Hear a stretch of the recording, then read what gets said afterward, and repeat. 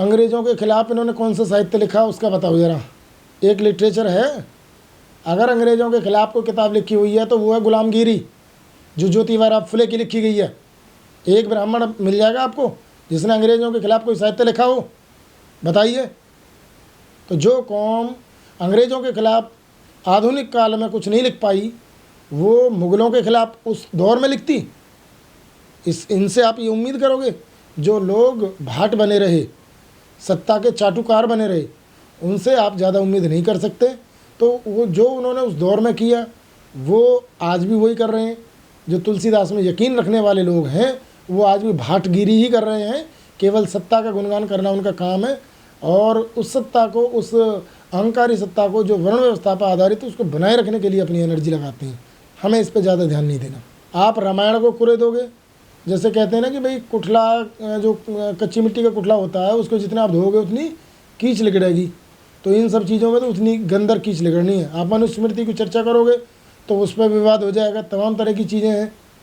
तो जो वर्ग विशेष को ध्यान में रख कर के चीज़ें लिखी गई हैं, उनमें इंसानियत की चीज़ें आपको ढूंढने से भी नज़र नहीं आएंगी। उनकी चर्चा करना ही बेकार है। चर्चा करनी है तो भारतीय संविधान की करो, उनके अनुच्छेदों की करो। चर्चा करनी है तो मंडल आयोग की करो। चर्चा करनी है तो SC/ST की स्थिति की चर्चा करो। चर्चा करनी है तो भय, भूख, भ्रष्टाचार से आतंकित लोगों की करो, बेरोजगारी की करो। चर्चा करनी है तो एजुकेशन के स्टैंडर्ड की करो। तो चर्चा का विषय आप किसे बनाना चाहते हैं? आपको अच्छा लगता है कि रामायण चर्चा में बनी रहे तो भाई करो रामायण की चर्चा। आपको लगता है कि भाई हिंदू मुस्लिम की चर्चा करने से समाज का भला होगा तो करो हिंदू मुस्लिम की चर्चा। बाबा साहब डॉक्टर अम्बेडकर भारतीय संविधान में आर्टिकल नंबर 13 दे के चले गए। आर्टिकल नंबर 13 ये कहता है कि आज के बाद भारतीय संविधान के अलावा यदि कोई भी ग्रंथ है तो वो शून्य माना जाएगा। संविधान के अनुसार जो बात होगी सिर्फ वही मान्य होगी। तो भाई जब बाबा साहब इसको शून्य करके चले गए, इस रामायण को, गीता को, भागवत को, उनका जिक्र क्यों? जो इसका जिक्र करते हैं दरअसल वो चाहते हैं कि चर्चा इन्हीं की हो। संविधान की चर्चा क्यों नहीं करते भाई ये लोग? पहले तो ये बताइए। हम ये कह रहे हैं कि भाई रामायण में एक चौपाई गलत है। आप रामायण पढ़िए, आपको 20 गलती और मिलेंगी।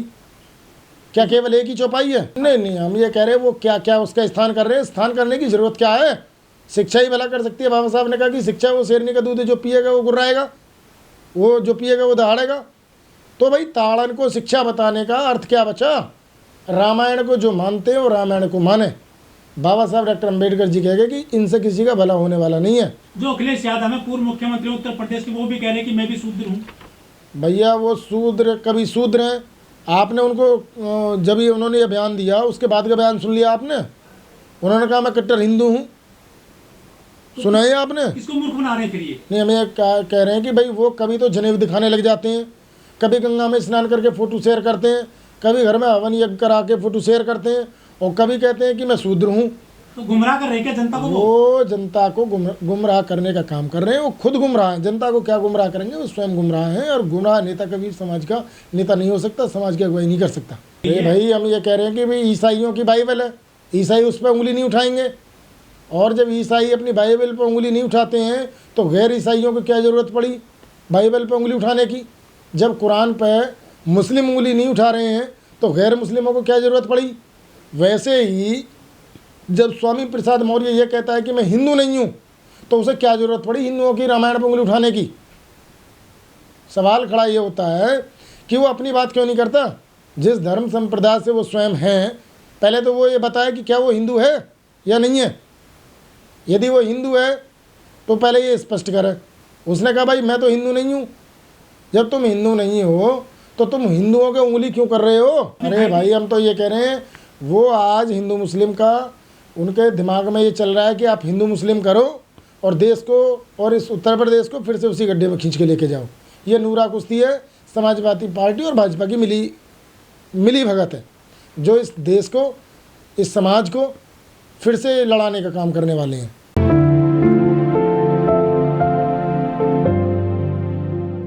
जब मंडल की बात होगी तब भारतीय संविधान की बात होगी। तो भाई ये जो नेता उभर करके जब आए तो वो भारतीय संविधान के प्रचार प्रचार से मंडल आयोग जो पिछड़ों की बात करता था उसके आधार पर आए। क्या रामायण के आधार पर नेता बन के आए थे आगे? तो क्या रामायण से नेता बन जाएंगे? रामायण के प्रसार प्रचार से या उसका विरोध करने से नेता बन जाएंगे?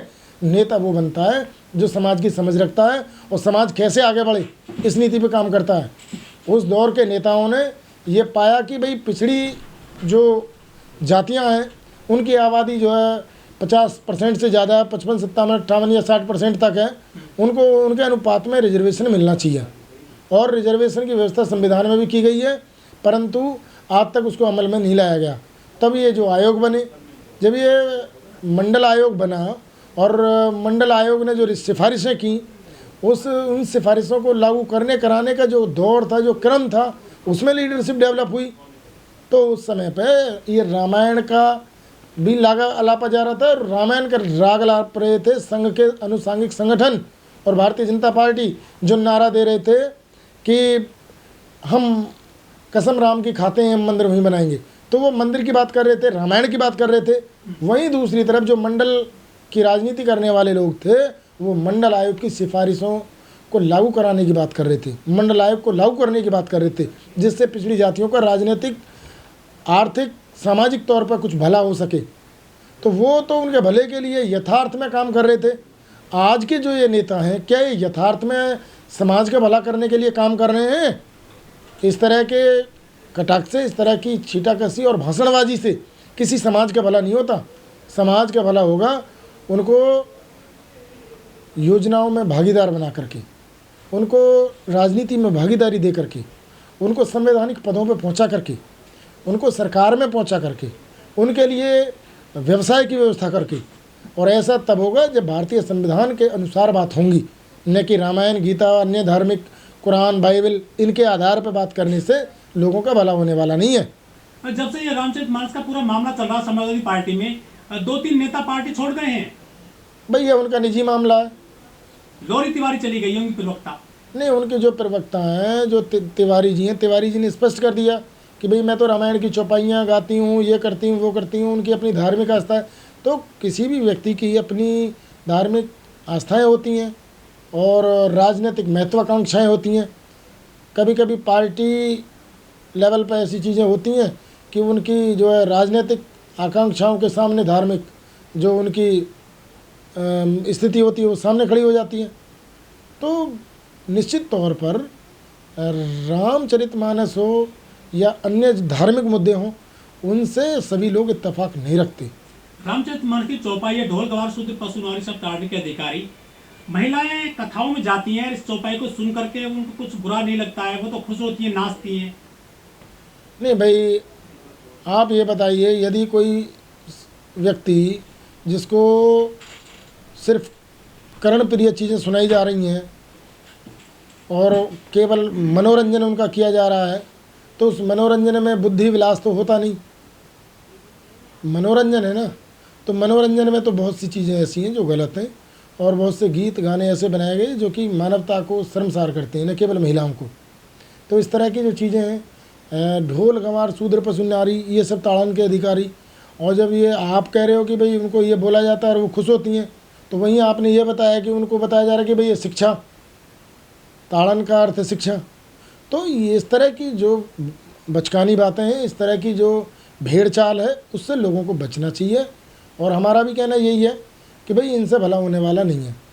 भाई उस समय तो पढ़ने का कोई अधिकार नहीं था, एजुकेशन के राइट आपने रिजर्व कर रखे थे कुछ जातियों के लिए, बाकी पूरे समाज को अनपढ़ बना रखा था। भला हो बाबा साहब डॉक्टर अम्बेडकर का, ज्योतिराव फुले जी का, साहू जी महाराज जी का, जिनके प्रयासों से इस देश में शिक्षा सार्वजनीन हुई, सबको शिक्षा का अधिकार हुआ और आज लोग पढ़ रहे हैं, लिख रहे हैं, विवेचना कर रहे हैं। पर मैं ये कहूँगा कि इससे आगे जाने की ज़रूरत है। जिन लोगों का रामायण में यकीन नहीं है, वो ये तय करें कि उनका यकीन कहाँ है। रामायण को गाली देने से, उसकी चौपाइयों पर उंगली उठाने से कोई भला होने वाला नहीं है। लेकिन बाबा साहब ने भी तो जो है जलाई थी मनुस्मृति। बाबा साहब ने 25 दिसंबर 1927 को मनुस्मृति जलाई नहीं, जलवाई थी, ब्राह्मणों के हाथों से जलवाई थी। 5 चित पावन ब्राह्मण थे महाराष्ट्र के, जिनके हाथों से बाबा साहब डॉक्टर अम्बेडकर जी ने महाड़ तालाब के किनारे मनुस्मृति को जलवाने का काम किया। लेकिन आज ओबीसी विरोध कर रहे हैं। तो बाबा साहब ने कहा कि मनुस्मृति सिर्फ कागज़ का एक पोटला नहीं है, जिसको जला दिया वो प्रतीकात्मक तौर पर जलाई गई थी। मनुस्मृति का मतलब है कि वर्ण व्यवस्था, जातिवाद, छुआछूत, भेदभाव और गैर बराबरी की एक समाज व्यवस्था जो लोगों के दिमागों तक पहुंच गई है, उसको दिमागों से ख़त्म करना है। एक माँ जब बेटी को अलग नज़र से देखती है, बेटे को अलग नज़रिए से देखती है, तो ये मनुवाद है। एक व्यक्ति एक कौम के व्यक्ति को अलग नज़र से और दूसरे कौम के व्यक्ति को अलग नज़र से देखता है, तो ये मनुवाद है। मनुवाद ज़रूरी नहीं कि वो सवर्णों में या ब्राह्मणों में ही हो, यह मनुवाद किसी भी जाति और किसी भी व्यक्ति में पाया जा सकता है। ये भारत की इस समय स्थिति ये है कि मनुवाद सिर्फ मनुस्मृति तक सीमित नहीं है, बल्कि वो उससे कहीं ज़्यादा आगे बढ़ चुका है। इसको ख़त्म करने के लिए लोगों में जागरूकता का स्तर बढ़ाना पड़ेगा, लोगों को समझाना पड़ेगा, घर घर जाना पड़ेगा।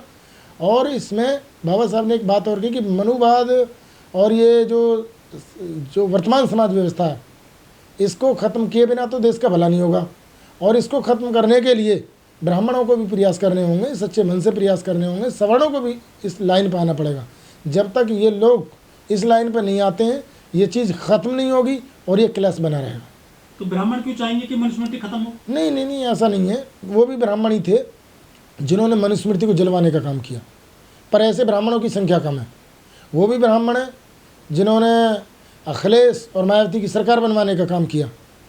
बहुत से ऐसे ब्राह्मण हैं, आप देखिए टीवी पे भी तमाम तरह के ब्राह्मण हैं जो आज मोदी की टांग खींचने का भी काम कर रहे हैं और इनके घोटाले उजागर करने का भी काम कर रहे हैं। तो ऐसा नहीं है, कभी भी कोई जाति, कभी भी कोई समुदाय, वर्ग एक साथ खराब नहीं होता। उसमें खराब लोगों की संख्या किसी में कम हो सकती है और किसी में ज़्यादा हो सकती है।